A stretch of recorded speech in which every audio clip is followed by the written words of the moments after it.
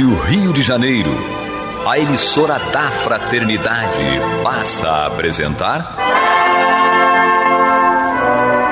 Luz na Penumbra, programa que leva ao seu coração a mensagem da doutrina espírita.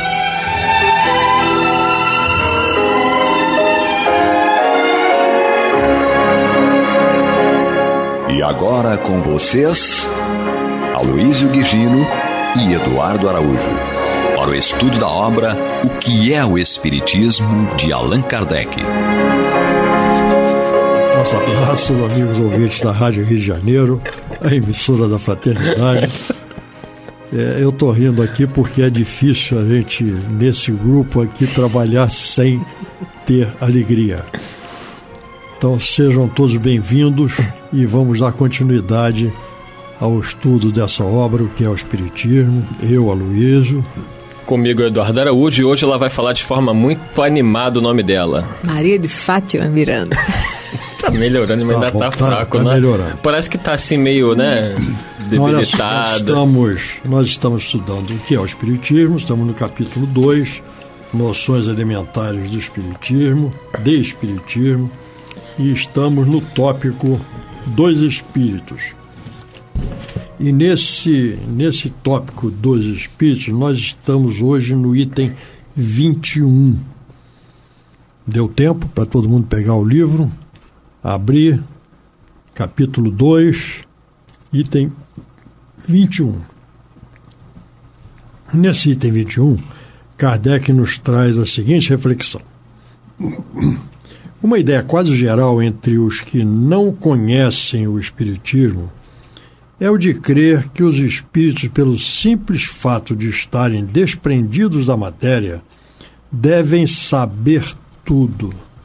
Estar de posse da sabedoria suprema é um erro grave. Vamos parar aqui, vamos comentar, porque esse daqui é muito importante, essa colocação, essa chamada. Então, nessa lembrança que Kardec nos traz, isso daí é um fato que é repetitivo, certo? Dentre aqueles que procuram conhecer alguma coisa, saber de alguma coisa, consultar, ou até mesmo se utilizar de mensagens que vêm da espiritualidade, adotando essa possibilidade de que, por estarem desencarnados, os espíritos sabem tudo. Não sabem, não. Não sabem, não. Porque quando nós desencarnamos, nós sempre repetimos isso aqui, nós nos apresentamos no plano espiritual do jeito que nós deixamos o corpo físico aqui. Não nos tornamos sábios nem santos, porque desencarnamos. Então nós levamos aquilo que são as duas bagagens nossas, efetivamente, as duas propriedades que nós temos, que é o conhecimento e é a evolução moral. São as duas coisas, são as duas asas, né? A asa do intelectual e a asa da moral. Então, isso é o que nós levamos. Agora, nós levamos essa asa do conhecimento, vai ser do tamanho que nós alcançamos. E não aquilo de saber tudo. Não sabe, não. Então, nós temos que ter muito cuidado, inclusive até mesmo em obras que nós encontramos publicadas, que nos trazem muitas vezes, revelações que são quase que inexequíveis, certo? E nós passamos a adotar porque são obras mediúnicas. Não, nem sempre. Os espíritos desencarnados, eles têm um alcance do seu conhecimento e não a possibilidade de alcançarem tudo. É interessante, enquanto estávamos lendo, refletimos também que algumas pessoas pensam que os espíritos não têm ocupações próprias. A própria evolução. Então, quer uma resposta X de um espírito X naquele momento. Não é? Além deles não saberem tudo, e justamente por não saberem tudo, eles precisam estudar. Eles precisam estar ligados a tarefas, atividades e reuniões onde eles também vão ser esclarecidos, não é? Porque parece que é automático. Tivemos a oportunidade, certa feita, no atendimento fraterno, a pessoa chegou e falou assim: eu vim aqui porque eu quero falar com o Dr. Bezerra. Eu falei: eu também. Entendeu? Mas foi uma forma tão imatura, tão espontânea, mas é alguém que já tem um certo discernimento. Eu vim aqui porque eu quero falar com o Dr. Bezerra. Aí eu olhei assim, eu falei: eu também. Mas enquanto o Dr. Bezerra não se manifesta, nós vamos pegar o Evangelho, ler uma página e observar o que é que Jesus nos convida a refletir. Não é? Porque Dr. Bezerra, ele tem as ocupações. Eles sabem, olha, Dr. Bezerra, podemos afirmar que em relação ao planeta Terra e às experiências humanas que se desenvolvem aqui, ele conhece tudo. Não é? Tanto que ele foi convidado a ascender uma esfera mais alta, porque em se tratando de convivência humana, de dor humana na Terra, ele desenvolveu habilidades para lidar com ela. Então, ele sabe exatamente o que falaria para nós em qualquer situação da nossa realidade terrena. Mas está aprendendo. Tem outros horizontes a serem descortinados. Porém, não está à nossa disposição. Então, se nós desejamos compreender melhor certas coisas que fazem parte da nossa vida e ainda não conseguimos, vamos buscar, pesquisar, vamos nos interessar, vamos estudar e vamos orar muito, porque às vezes até o livro vem à nossa mão, a informação está ali, mas nós deturpamos por falta de maturidade espiritual. Tanto que nós vamos ver dois companheiros estudando a doutrina espírita, pegando a obra de Kardec e tirando dali ideias diferenciadas de acordo com a conveniência, por conta da nossa imaturidade moral. Não é? Fica uma reflexão. Quero voltar aí ao comentário do Aloísio, quando logo no início Kardec fala que uma ideia quase geral entre os que não conhecem o Espiritismo é a de crer que os espíritos, pelo simples fato de estarem desprendidos da matéria, devem saber tudo, estar de posse da sabedoria suprema. É um grave erro. Isso é muito importante porque nós temos esse hábito aqui na Terra. Né? Imagina, o Aloísio morreu. Aí a Miranda, não, um homem bom, agora está lá descansando, né? Uma maravilha. Não sou eu, não. Não é o Aloísio. Então, por que a gente não se transforma? No caso dele, não, realmente é um homem elevado. Mas tem pessoas que eu fico olhando assim, a pessoa não valia nada. Aí morreu, né? Tu vai lá no velório, né? O Isaac morreu, aí todo mundo, não, cara, gente boa. E você olha assim e fala, mas o cara não fazia mal, perseguia. E parece que quando morre, tudo muda. Parece que virou santo, vai descansar na glória eterna. E não é bem assim. Jesus deixou claro que a cada um segundo suas obras, a semeadura é livre, mas a colheita é obrigatória. Então, se você passa a vida toda fazendo mal, perseguindo, humilhando, com prepotência, com orgulho, com egoísmo, morreu, vai ficar bom? Fica, Miranda? Não. De jeito nenhum. Não fica. É como Kardec fecha esse parágrafo. Ô, Isaac, não tem solução. Eles não gostam de falar no microfone. Como Kardec fecha esse parágrafo aqui, dizendo o seguinte, é um grave erro. Certo? Então, isso aqui é para nossa reflexão, para nós entendermos que temos sempre que ter muita atenção naquilo que nos chega, porque nem sempre contém tudo aquilo que nós gostaríamos que contivesse. Olha, ele está quase destruindo o microfone, gente. É muita rebeldia. Vamos lá, vamos continuar aqui. Não, calma. Quem está chegando agora está perdido, né? Não está entendendo nada que está acontecendo. Este é o programa Luz na Penumbra. Estamos aqui estudando o livro Que é o Espiritismo, de Allan Kardec, no seu capítulo 2, no tópico que trata dos espíritos. E estamos aí no último item deste tópico, que é o item 21. Tá? Capítulo 2, livro Que é o Espiritismo, item 21. Vamos lá, já lemos o primeiro parágrafo. Vamos lá no segundo parágrafo, dizendo Kardec: Não sendo mais que as almas dos homens, os espíritos não adquirem a perfeição logo. Não adquirem a perfeição. Logo que deixam o invólucro terrenal. Deixou o corpo físico, é aquilo que nós lembramos aqui. Ele se apresenta no plano espiritual com o mesmo conhecimento e elevação moral que ele deixou aqui ao separar-se do corpo físico. Seu progresso só se faz com o tempo, e não é senão paulatinamente que se despojam de suas imperfeições, que conquistam os conhecimentos que lhes faltam. Então, nessa chamada aqui de Kardec, ele fala nesse progresso que é paulatino, é vagaroso, né? Nada acontece, a natureza não dá saltos.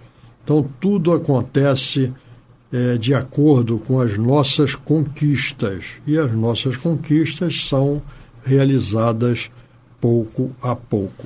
É por isso que no livro Entre a Terra e o Céu, do médium Francisco Cândido Xavier, pelo espírito André Luiz, o André Luiz se surpreende com algumas irmãs de caridade ligadas à Igreja Católica que estavam atuando, e ele fica observando o comportamento delas e ele percebe que, apesar da boa vontade, do trabalho de caridade, elas não tinham amplos conhecimentos do plano espiritual. Elas eram ligadas a uma madre superior, não tinham grande conhecimento no sentido de que ele já trazia, né, da reencarnação, da interferência do plano físico com o plano espiritual. Eles apenas cumpriam lá com as tarefas determinadas, mostrando que no plano espiritual não há uma mudança brusca, sobretudo para espíritos da nossa condição. Muitos espíritos, às vezes, sabem menos do que nós que estamos aqui encarnados. O fato dele estar desencarnado não torna ele um sábio. A Miranda já tinha relatado que em aulas de evangelização de crianças eram percebida a presença de espíritos, sim, não é?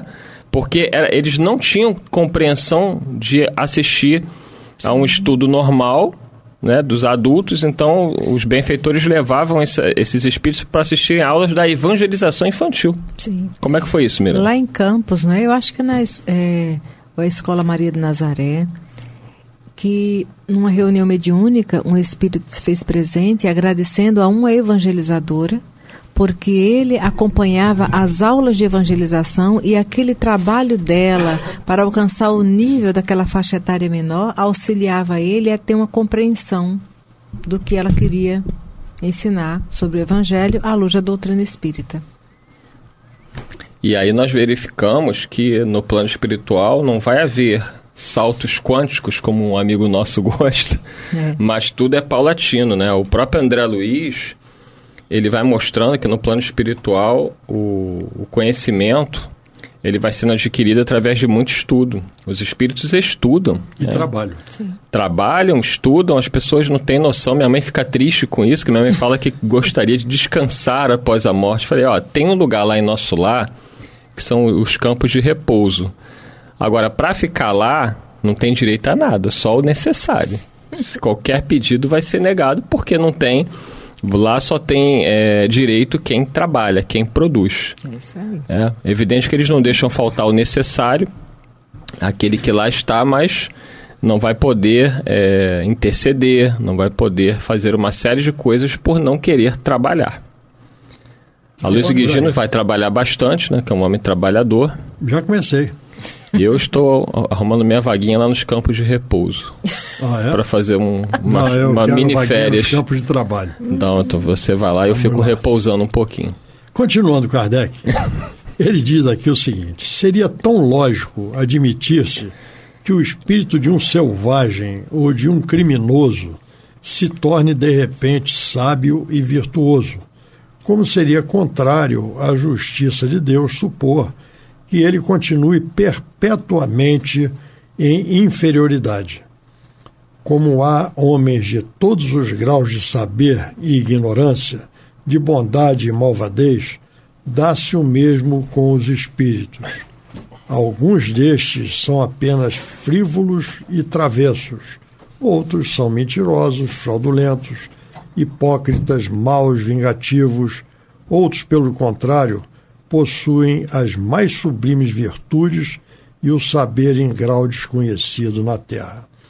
Então isso nos remete ao Livro dos Espíritos, na questão 100 a 113 do Livro dos Espíritos, quando fala das ordens dos espíritos, e nos espíritos imperfeitos, estão falando de nós, né? Nós ainda na ordem dos espíritos imperfeitos. Nós encontramos várias categorias de espíritos dentro do seu grau evolutivo. Entre eles, esses que são colocados aqui por Kardec: frívolos, travessos, mentirosos, fraudulentos, hipócritas, maus, vingativos, etc. Então, nós vemos que existem vários graus de evolução dos espíritos no plano espiritual, que estão no plano espiritual. Então, esses que lá estão, eles não dominam todo o conhecimento, eles dominam o conhecimento que é inerente ao seu estágio evolutivo. Sim. O pseudo-sábio é o que se julga, né? Sabedor de tudo. Julga, mas não é. Ele se julga. Acha que isso aí. É aquilo que a gente usa aqui, dentro da linguagem popular, ele está se achando. Pois é. Tá certo? Então, está se achando, os espíritos também. Muitas vezes se acham, mas não são. É verdade. Né? Então, essa questão deve ser muito bem compreendida, porque nós lidamos com os espíritos. Nós sofremos influências dos espíritos e nós devemos estar preparados para termos a capacidade de identificar essas influências dentre aquelas que nos são favoráveis e aquelas que são perigosas para nós se acolhermos estas influências que nos chegam. Alguma coisa? A cada um segundo suas obras. Segundo suas obras. E quando nós ouvimos essa fala do Cristo, a cada um segundo suas obras, pensamos em coisas exteriores. E, na realidade, são construções morais, né? São conquistas morais. Então, para que as coisas sejam verdadeiras por fora, elas têm que ter uma identidade sincera interiormente. Então, a obra do Espírito não é aquele que age por fora, é aquele que ele fica por dentro, o homem novo. Isso aí, vou fazer uma confissão aqui. Algum tempo atrás, eu entendi essa questão de como os espíritos chegam no plano espiritual. E eu aprendi pelo Evangelho segundo o Espiritismo que nós levamos conosco, conforme já dissemos aqui ao início, aquilo que nós alcançamos em termos intelectuais e aquilo que nós alcançamos em termos de evolução moral. Só. Mais nada. É a nossa verdadeira propriedade. É a nossa verdadeira propriedade. Então, isso é o que nós temos que entender. E se nós chegamos ao plano espiritual com a nossa evolução intelectual e a nossa evolução moral, nós vamos agir no plano espiritual com vamos dizer, com essa bagagem que nós levamos conosco e que são a nossa propriedade. E quando nós voltarmos para cá, nós voltaremos carregando conosco a nossa bagagem de volta, certo? Normalmente, a gente costuma dizer que tudo aquilo que nós fazemos fica registrado em nosso perispírito, né? Agora, no espírito, perispírito. Agora, vamos ver o seguinte, o problema todo é o acesso a estas informações, a esse conhecimento que nem sempre está ao nosso alcance quando aqui estamos encarnados. Isso. Não quer dizer que nós perdemos, não perdemos porque é a nossa propriedade, mas o acesso a a esse conhecimento, a essas vivências, isso fica arquivado. O Dr. Jorge André dizia que nós temos 7 andares, certo? No nosso consciente, subconsciente, e não sei, tem um monte não sei de que de consciente, né? São 7 andares. Então o problema todo é o acesso a esses andares. Não tem elevador para a gente ficar passeando entre um e outro. A gente vai a fazer aflorar aquilo que é importante para nós, mas que já está conosco. E terminando então esse item 21 e esse tópico dos espíritos, Kardec nos diz o seguinte: essa diversidade nas qualidades dos espíritos é um dos pontos mais importantes a considerar, por explicar a natureza boa ou má das comunicações que se recebem e em distingui-las que devemos empregar todo o nosso cuidado. E aí faz a chamada, né, para o Livro dos Espíritos, a questão 100 a 113, que é a escala espírita, e no Livro dos Médiuns, no capítulo 24, quando também nos remete a essa explicação. Vamos lembrar que o Livro dos Médiuns, quando da publicação dessa obra, O que era o Espiritismo, não existia ainda. Mas a FEB, quando publicou, e para o nosso enriquecimento, para a nossa facilidade, coloca aqui como referência uma obra que é posterior à obra O que é o Espiritismo. É isso aí. Isso aqui é importantíssimo porque nós temos como o hábito, né, de avaliar o plano espiritual como algo sobrenatural, diferente. E é evidente que quando não se tem conhecimento, isso é comum. Mas uma comparação simplória é de que o plano espiritual, os espíritos que nós lidamos, nada mais são do que seres que viveram aqui na Terra como nós. Se aqui na Terra nós temos diversas pessoas com as quais precisamos conviver, seja no trabalho, seja em casa, na rua, aonde nós estivermos, estaremos lidando com pessoas. E pessoas das mais diferentes condições.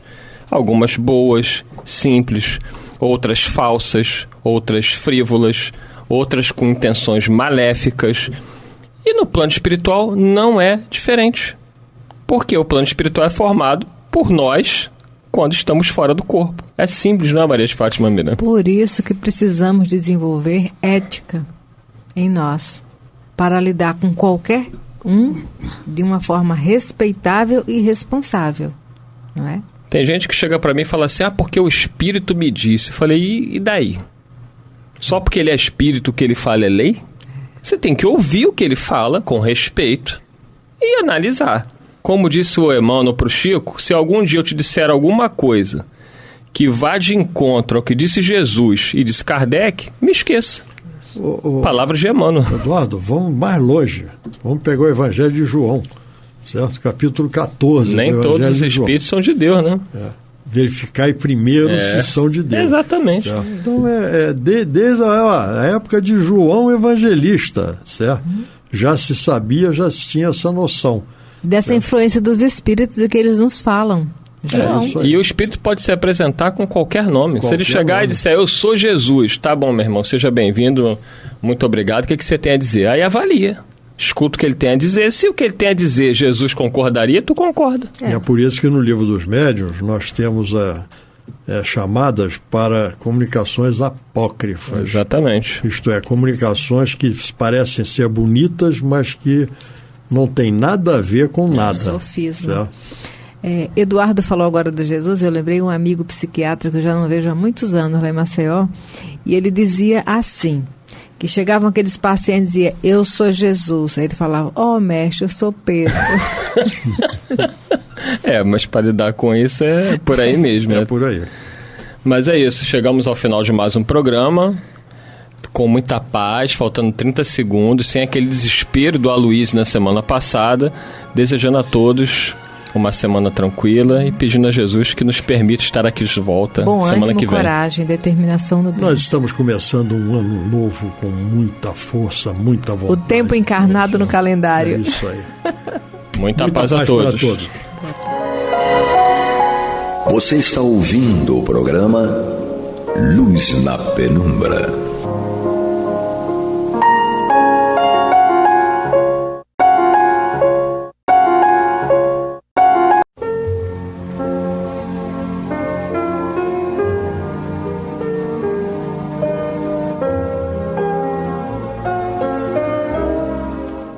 Rádio Rio de Janeiro está levando ao seu lar e ao seu coração a mensagem consoladora da doutrina espírita, através do programa Luz na Penumbra.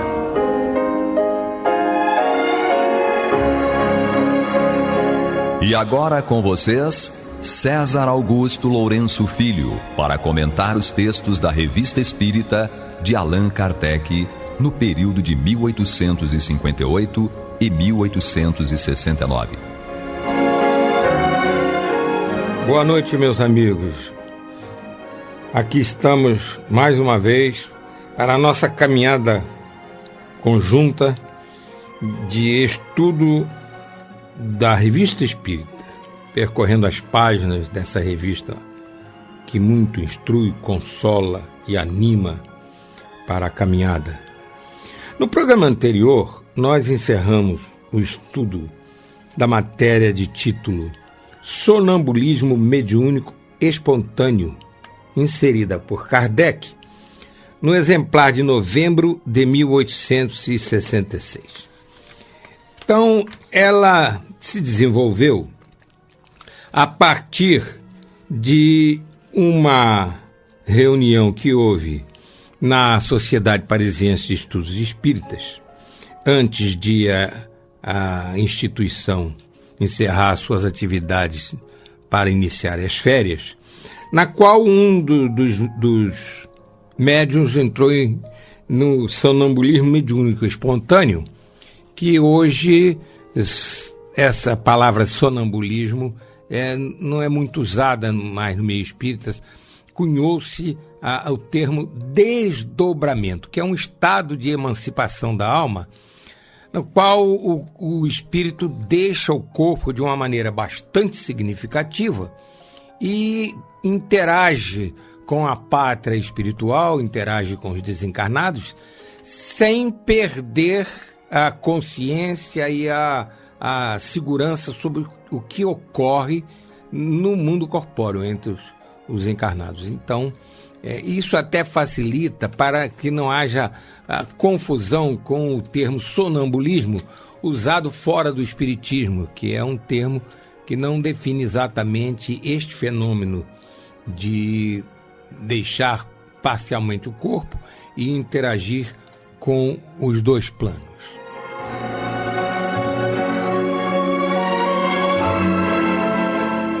Aqueles que acompanharam os programas viram que quando a Sociedade Parisiense de Estudos Espíritas reiniciou os trabalhos, então o fenômeno ocorreu novamente, só que de uma forma muito mais intensa, porque uma médium, a senhora C, ela entrou em transe sonambúlico, né? E desdobrou-se, portanto, e, ao mesmo tempo, o senhor Vavasseur. E, então, durante esse desdobramento, ambos apresentaram uma porção de informações muito importantes a respeito do que estava ocorrendo na espiritualidade àquela hora. E, então, Kardec fez uma série de observações muito importantes a respeito do que, então, foi ali presenciado.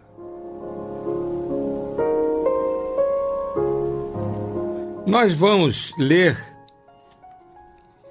o final do parágrafo que utilizamos no programa anterior, onde encerramos o estudo da matéria para fins de rádio, porque ela continua. Aquelas pessoas que se interessaram por esta matéria com mais intensidade podem, então, ir ao exemplar da Revista Espírita de novembro de 1866 e, então, dar continuidade ao estudo até o final da matéria.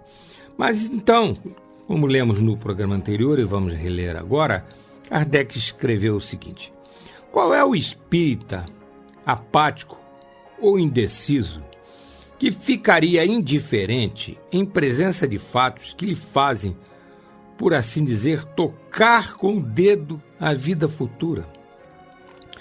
Qual o que poderia ainda duvidar da presença e da intervenção dos espíritos? Qual o coração bastante endurecido para não ficar comovido com o aspecto do futuro que se desdobra à sua frente e que Deus, em sua bondade, lhe permite entrever? Em síntese, queridos irmãos, esses fenômenos demonstram que a chamada morte não existe. O que morre é o corpo. O espírito continua imortal, que é a sua jornada cósmica.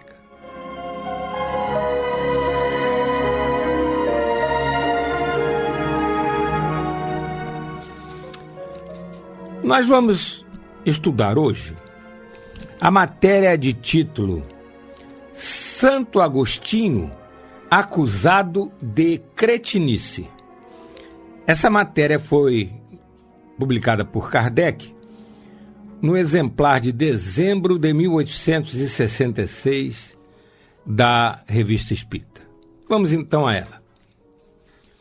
Sob o título de cretinismo, a Vedette de Limbourg, jornal de Tongres, na Bélgica, de 1º de setembro de 1866, contém um artigo seguinte, reproduzido conforme a Gazette de Huy. Então agora é o texto que foi publicado no jornal e que Kardec transcreve aspeando. Um livro dado como prêmio num pensionato de religiosas caiu em nossas mãos.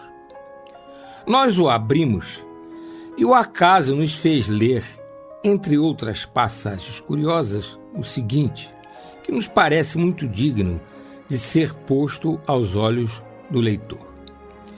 Trata-se do papel desempenhado pelos anjos.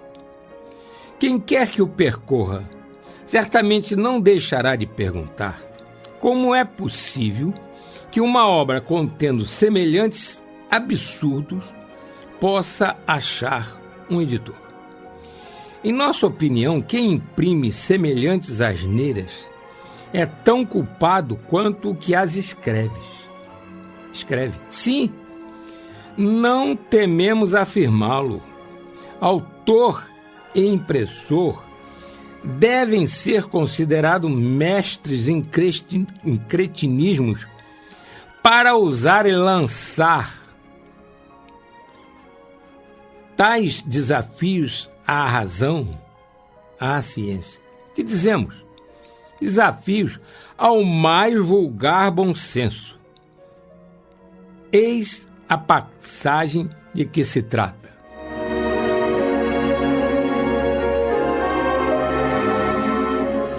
Então, o articulista, antes de transcrever o trecho do livro que ele está desancando no seu texto, ele fez esse preâmbulo.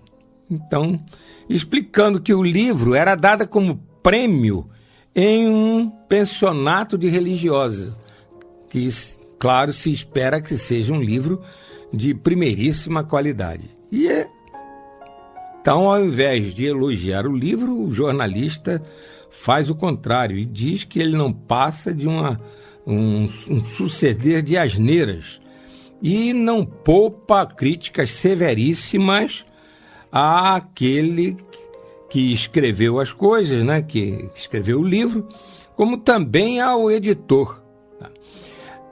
Nós vamos comentar que, apesar de ser muito cáustico, o jornalista, ele falou uma coisa muito importante, ele abordou uma coisa muito importante, que foi a grande responsabilidade que tem uma pessoa que escreve um livro e uma responsabilidade igual daquele que publica, daquele que edita. E isso vale em qualquer época da história da humanidade. Hoje, esse cuidado tem que ser tomado esse cuidado em qualquer lugar. E em especial no que se respeita às obras espíritas. Então, nós já falamos isso aqui em várias matérias que permitiram tal comentário. Nós já falamos que realmente é muito importante que os escritores e os editores espíritas tenham uma responsabilidade muito grande, um cuidado muito grande ao publicar uma obra e dizer tratar-se de obra espírita. Ela tem que estar, evidentemente, em perfeita consonância com os ensinamentos doutrinários científicos da doutrina espírita.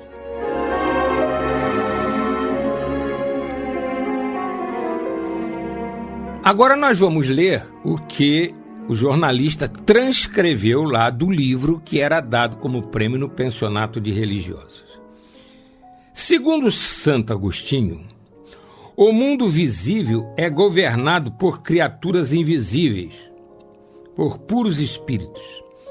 E mesmo há anjos que presidem a cada coisa visível, a todas as espécies de criatura que estão no mundo, quer sejam animadas, quer inanimadas. E aí transcreve em itálico o que está ipsiliteris no livro. Os céus e os astros têm seus anjos motores. As águas têm um anjo particular, como é referido no Apocalipse. O ar tem seus anjos que governam os ventos. Como se vê no mesmo livro, que ainda nos ensina que o elemento do fogo também tem os seus. Os reinos têm os seus anjos. As províncias também têm os que as guardam, como se vê na Gênesis. Porque os anjos que aparecem, ou melhor, que apareceram a Jacó, eram os guardas das províncias por onde ele passava, etc, etc.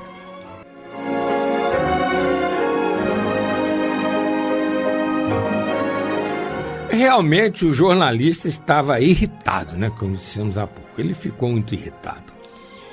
Neste parágrafo que nós acabamos de ler, ele que já havia criticado o autor do livro, Santo Agostinho, e já havia criticado o editor, que ele não indica qual é, dessa vez ele vem e já critica os conventos por permitir que jovens, né, religiosas pudessem ter acesso a livro dessa categoria que ele considera baixíssimo.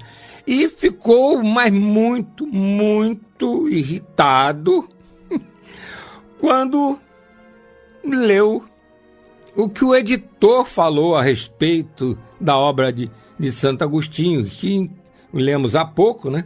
E que concluiu o editor. É a obra de um homem profundamente versado na espiritualidade. Aí o jornalista não aguentou e disse, não é isso não, é a obra de um homem que se tornou louco pelo ascetismo.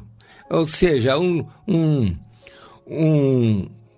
homem que se voltou tanto para as coisas espirituais, para as lucubrações transcendentais, para a fuga da realidade da vida e tal, que se tornou um louco, se tornou um cretino. Que naquela época a palavra cretino significava uma pessoa louca.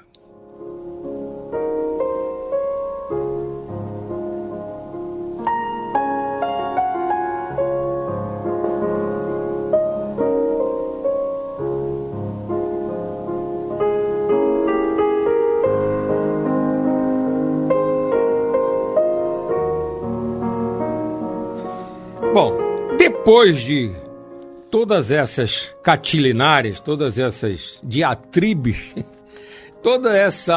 esse mau humor do jornalista, Kardec fecha a matéria com o seguinte parágrafo. Agora é Kardec falando, portanto.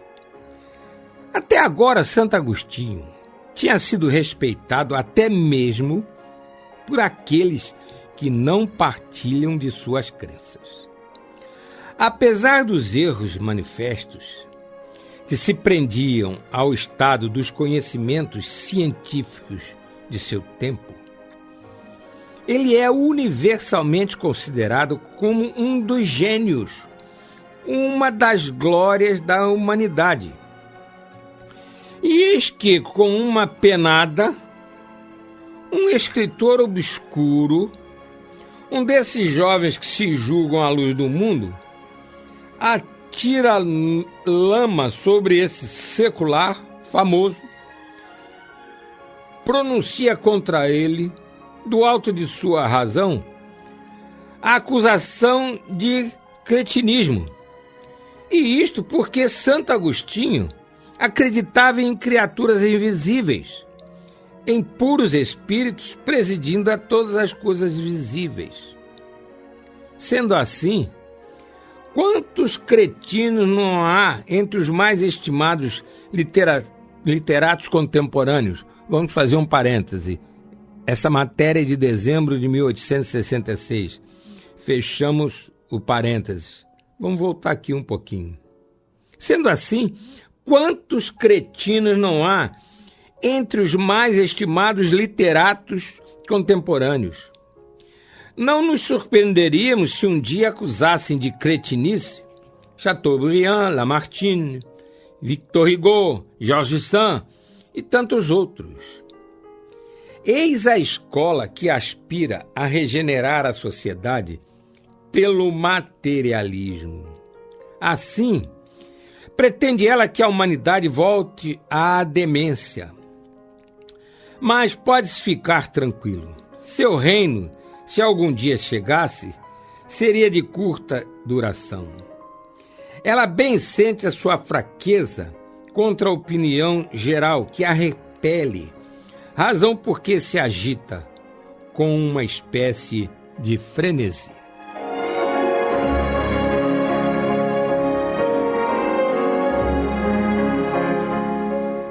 Então, queridos irmãos, Kardec primeiro ressalta quem foi Santo Agostinho. Realmente foi uma das figuras de proa da história da humanidade. Não foi, sem dúvida alguma. Respeitadíssimo até hoje. Respeitadíssimo.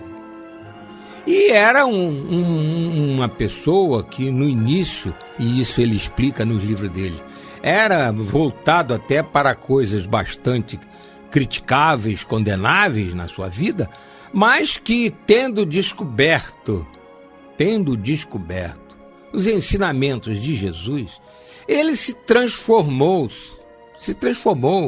passou a ser outra pessoa, sintonizada com o bem, voltado, mas para valer, voltado para as coisas espirituais. Se tornou um asceta, que é uma pessoa que dá essa super importância aos aspectos espirituais da vida. E Kardec, então, neste trecho, ele fala que o materialismo, porque o jornalista que fez o artigo lá na tal Gazeta, ele demonstra que é totalmente materialista. E Kardec, então, fala que o materialismo não vai tomar conta do mundo, que os ensinamentos de espirituais, eles não, sempre irão combater o materialismo. E também ele ressaltou, pela voz dos espíritos que falam por toda a terra, e faz um último apelo aos endurecidos. Enfim, queridos irmãos, nós vamos até nos lembrar agora aqui de que em uma das matérias que nós lemos aqui e estudamos, nós nos ocupamos um tempo significativo justamente daquele ponto em que Kardec ressalta que a doutrina espírita veio naquela época, nos idos de 1850, por aí que ela começou a tomar corpo, começou a engatinhar, vamos dizer, e Kardec publicou o Livro dos Espíritos, que é a primeira obra da codificação, em 1857, que essa doutrina tinha vindo, essa ciência, essa doutrina de consequências morais seríssimas, tinha vindo justamente para se contrapor àquela onda materialista que varria a América e a Europa. A doutrina materialista estava tomando corpo, estava conseguindo adeptos, apesar dos esforços das religiões da época. O chamado iluminismo, ele, apesar de ter essa ideia de iluminar, mas era uma coisa muito mais intelectual do que espiritual. Não era alguma coisa realmente que se contrapunha ao materialismo como doutrina, como corrente de pensamento. O materialismo estava realmente assumindo proporções muito sérias. Então, a doutrina espírita foi trazida numa época em que realmente o materialismo precisava de ser combatido, e combatido de maneira muito segura, combatido de maneira muito séria, inclusive nas suas hostes principais, que eram as áreas da ciência. Então a doutrina espírita foi um muro, foi um enfrentamento, vamos usar essa palavra, um enfrentamento daquelas ideias materialistas que estavam assolando o mundo. E nós percebemos, e podemos ver isso desde então, meados do século XIX até hoje, que cada vez mais a doutrina espírita, que justamente fala fundamentalmente sobre espiritualidade, que rasga os horizontes do pensamento humano, demonstrando pela lógica a existência dos espíritos desencarnados, e através das experimentações inúmeras que foram feitas à época e que são feitas até hoje, demonstra cientificamente a existência dos espíritos. O que quer dizer simplesmente que a morte não existe. O que existe é a morte do corpo. O espírito permanece imortal na sua jornada. Chegamos ao final do nosso programa, queridos amigos. Na próxima semana estaremos iniciando matéria nova. Muita saúde, muita paz, muita alegria.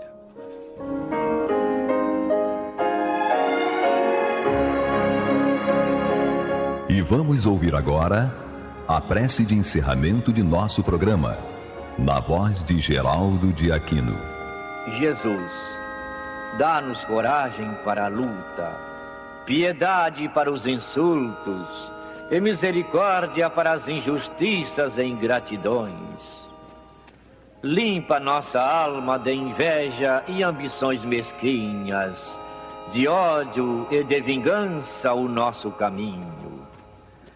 E que dentro em pouco, ao recolher-nos de novo ao calor do nosso leito, para que o sono nos dê a paz e o esquecimento das tristezas humanas, possamos sentir, Senhor, no mais íntimo de nosso ser, a doçura indefinível do Teu amor e a grandeza incomparável da Tua divina presença.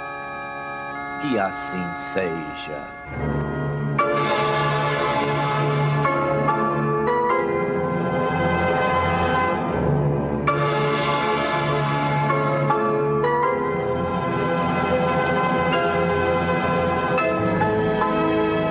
Acabamos de apresentar o programa Luz na Penumbra,